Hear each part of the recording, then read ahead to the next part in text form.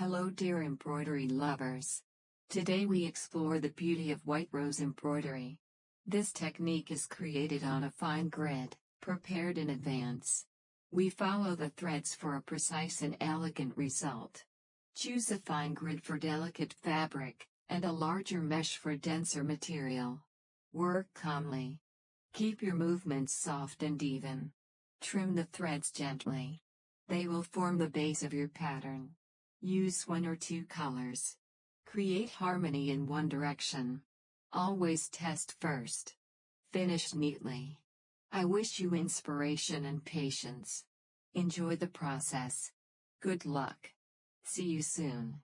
Bye bye.